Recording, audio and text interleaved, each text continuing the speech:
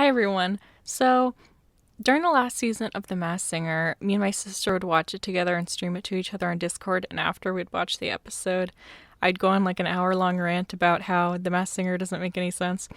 So, even after the season ended, I just keep thinking about it, so this is just to get it off my chest, and then hopefully I'll never have to think about it again because it really doesn't matter. But I just keep thinking about the show's format and how confusing it is. So these are my reasons why I think The Masked Singer doesn't make any sense. Let me know if you agree or if you don't think that these are problems. So my first problem is with the competition itself.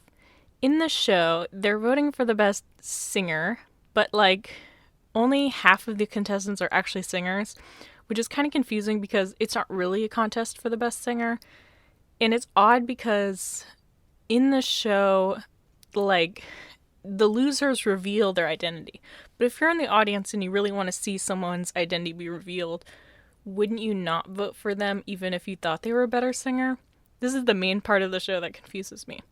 Also, since they're all celebrities, there's no like cash prize at the end, so they're not really competing for anything. But I was thinking like I've been watching RuPaul's Secret Celebrity Drag Race and they give like money to charity for them winning. I feel like that would be a good addition to this show because there's just like no stake. During the last episode of every season, I kind of get like checked out because I'm like, I don't really care like who wins. And the competition, I mean, they don't want to pit the celebrities against each other, but the competition's not really the focus of the show. I don't know. Maybe that's just me, but I wish there was maybe something that they could be competing for. Like if they were really passionate about charity, then they could like be competing for that or something. That would give you a more incentive to want for that person to win. And also with the voting, they only tell you the losing person, and I always wonder why they never tell you the winning person, which is kind of why I think that the elimination order is fixed because they already know who's going to like leave when, so they like don't tell you the winner and they like have already picked out the loser. I mean, I don't know if that's 100%, but like I feel like probably behind the scenes, the producers kind of figure out who would want to stay for the longest time and who would have the most pull, like, and the biggest like celebrity who's not doing anything, and try to make them in the top 3 or so. I guess in some of the episodes they've been doing that like face-off thing, but they don't always do that.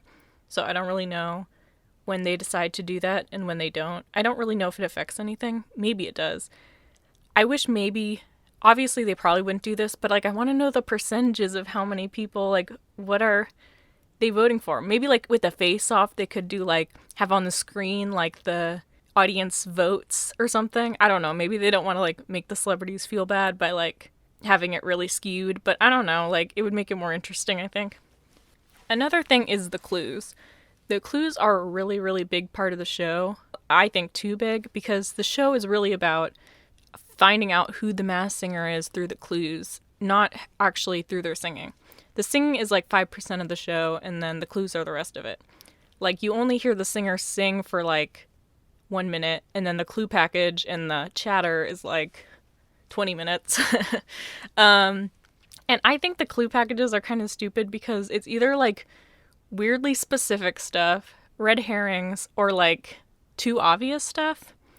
So like, for example, I remember last season, spoiler, with Jesse McCartney, they had like a Backstreet Boys sign in his clue package, which is obviously a red herring to make you think that like, oh, he's a Backstreet Boy, but like it was Jesse McCartney from Young Justice. That's the main thing I know him from. I mean, I know he sung, but you know. And like I think obviously the judges get really caught up on the clues. And then the judges like either they don't really listen to the voices or like they all kind of hone in on one specific clue. Like I remember with some of them they'd be like, "Oh, we saw a Glee clue, so they're obviously someone from Glee." And then like that's all they think about, which kind of like bothers me because I feel like there are so many celebrities out there. It could be like anyone, but because the clues are too specific, then they only guess a certain amount of people. I don't know. Also, with the judges, I'm not personally a fan of the current judges they have. They have Blurred Lines, Anti-Vaxxer, a Pussycat Doll, and Ken Jeong from Community. I personally feel like out of them, Robin Thicke is my favorite judge, which is weird because, like, from what I hear about his past, I don't like him, but he's the most rational. And Ken Jeong obviously does, like, joke guesses. I think it's odd why the panelists are there and why they exist. I guess I called them judges, but they're like panelists, the celebrity panelists or whatever. But, like, they are just really there to, like, add commentary and whatnot because they're not really like, oh, this is a better singer, because it's not really a singing competition. Like, that's why it's confusing that's a singing competition. It's more like a performer competition, but it's not even really that because, like, the panelists at the end of each song, they just compliment the singers, like, nonstop. They don't say anything critical, obviously, because, like, they're not really in a position to critique people singing, really. I mean, and then I feel like, obviously, at some points, they're, like, being fed information. It's kind of obvious with Jenna McCarthy. Yeah, because she will say something like, oh, in your clue package, I noticed you had 4 of this thing, and I know that this person has 4 Grammys. And I'm like, why would you know that? Like, I don't know how many Grammys anyone has, unless she's, like, a really big Grammys fan, and she, like, has researched how many Grammys every singer has. Like, why would she know that? Especially also when they're like, oh, I know this person has 2 kids, or, like, this person has a kid named this and this. And I'm like, these are just weirdly specific. And, like, that's kind of a thing that causes problems with the clues too, which I think makes it less interesting if you're a fan, is because it's so easy to, like, Google this stuff. That's why the clues are, like, too obvious in my opinion, because you could just Google, like, if they put their birthday, you can just Google their birth year or whatever. But, like, with the celebrities, what I think is more interesting, or the celebrity panelists, what I think is more interesting is that they don't have any information, so their guesses are, like, pure, but, like, that's not true because they're being fed information. I don't know. I feel like in the earlier seasons it wasn't as obvious to me, but maybe I just wasn't picking up on it. And with their guesses, I think, like, an interesting twist to the show that I kind of wanted to see was, like, it would be like a sort of thing with that other competition show, I think The Voice, where they have, like, the mentors and they're competing against each other. I was kind of hoping the panelists would be, like, competing to have the most correct guesses, but, like, because they want the show to be interesting, they all have to, like, guess different people, or, like, obviously Ken Jeong, a lot of the time he'll, like, do a really, like, out there guess, so then, like, at least it has some interest, so they're not all just saying the same person 4 times. I've also noticed with the show too, sometimes they'll edit out if they guess someone correctly, because, like, I remember in one of the episodes with someone guessing, I think Robin Thicke guessed Jesse McCartney, and he's like, oh, again this week I think it's Jesse McCartney, and I've been, like, waiting for that because I saw people on Reddit saying it was him, but I remember in the show no one's mentioned him so far, so, like, they edited that out so it wouldn't be too obvious, but, like, they already knew who it was probably from the beginning, which is kind of sad because, like, I think if the clues weren't so obvious, then they wouldn't know that, and they'd really have to think about their singing.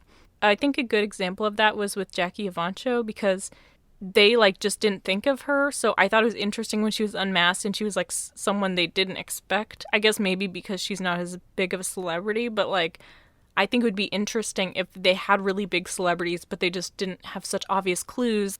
I was thinking if each time they guessed a correct person, they'd get, like, a point or whatever, and whoever got the most points in this season would be, like, the winning judge. But with the format, that doesn't make any sense with how the show is. I was also thinking that maybe, like, because I thought when I first heard the concept that if the judges guessed correctly who the singer was, they'd have to, like, take off their mask, which is, like, obviously not the case with this show, because they'll have the mask on for, like, 20 episodes or whatever for the whole season until the finale if you're the winner.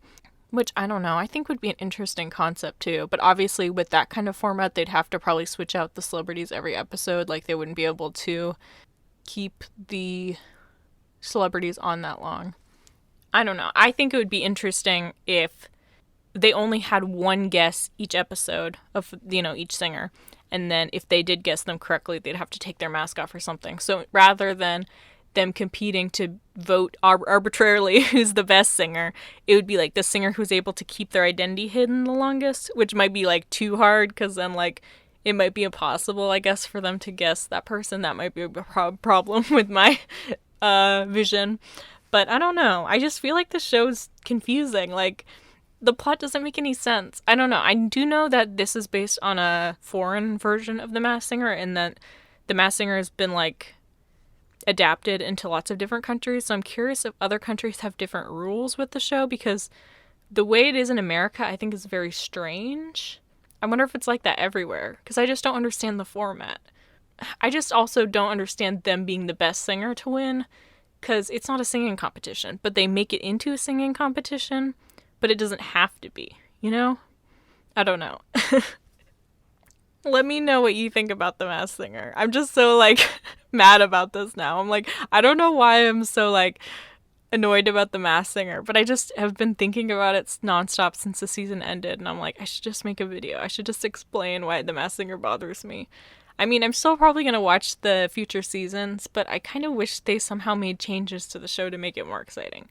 I mean, from what I've heard, it has pretty good ratings, so I obviously don't think they'll change anything, but, like, in a perfect world, I would make some changes to the show to make it have a more clear direction. Because I think they, like, hide and muddle the concept of the show with all the flashy stuff, so you don't think about how the show doesn't actually make sense. Or, I don't know, maybe to other people the show does make sense. I don't know. Let me know what you think. Thank you. Catch you later.